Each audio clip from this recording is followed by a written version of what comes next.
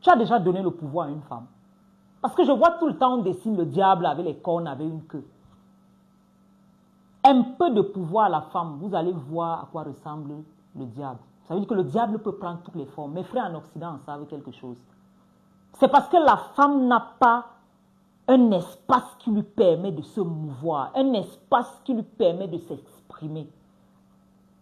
Si elle peut s'exprimer, mon ami, le diable viendra prendre les leçons.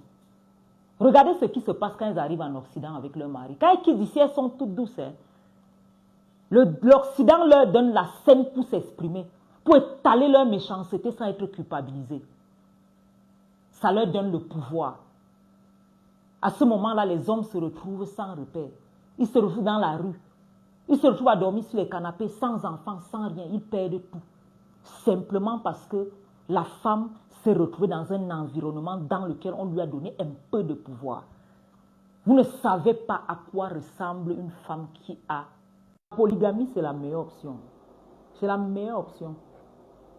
Un homme sage ne signe pas régime monogamique. Parce que la plupart du temps, c'est quand la femme arrive à la maison qu'elle te montre son vrai visage. Nous, les femmes, nous sommes comme des caméléons. Quand tu as signé régime monogamie, elle te considère comme un acquis, elle ne fait plus d'efforts. Ce n'est pas forcément parce que tu prendras une autre femme, mais c'est pour t'entourer d'une certaine marge de sécurité. Parce que les femmes aiment le danger. Quand la porte est ouverte et qu'il y a une possibilité qu'une autre arrive, elle va toujours faire des efforts pour toi. Mais à l'inverse, elle va... Combien d'hommes ont des doubles vies? Combien d'hommes ont des enfants cachés? Combien d'hommes ont des maîtresses? Mais un homme qui veut t'épouser et qui te dit qu'il va signer le régime polygamique et tu lui imposes de signer le régime monogamique. Jusqu'à ce qu'on va applaudir à la mairie parce que l'homme a signé le régime monogamique. En fait, vous cautionnez un mensonge évident. Vous lui avez imposé ça sous la pression. C'est-à-dire que la pression sociale lui a imposé ça. La pression religieuse, on lui a imposé ça sous la pression religieuse. Sous la culpabilisation. Il a quand même nonchalamment, il est allé signer régime polygamique. Pour vous faire, monogamie, autant pour moi, pour vous faire plaisir. Imaginez un lion que vous voulez apprivoiser. Un homme est comme un prédateur. Vous aurez beau chercher à l'apprivoiser, la nature reprend toujours ses droits. Mieux vaut un homme honnête, libre, plutôt qu'un homme malhonnête en cage.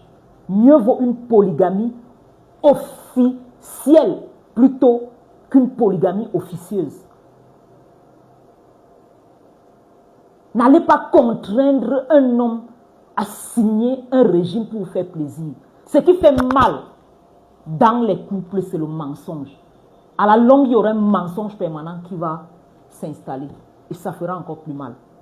Donc, big up aux hommes qui choisissent d'être honnêtes avec les femmes. Ça, il faut leur tirer un coup de chapeau. Ça nécessite beaucoup de courage. Ça nécessite vraiment beaucoup de courage. Et il faut saluer leur honnêteté. La bonne femme t'élève et la mauvaise femme t'enterre.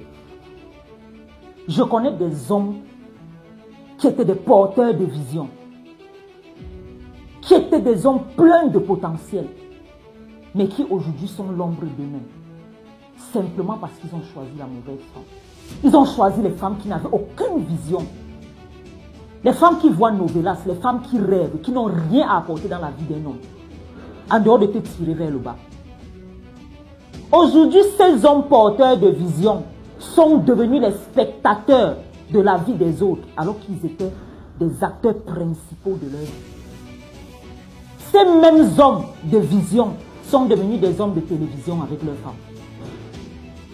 Donc il faut faire attention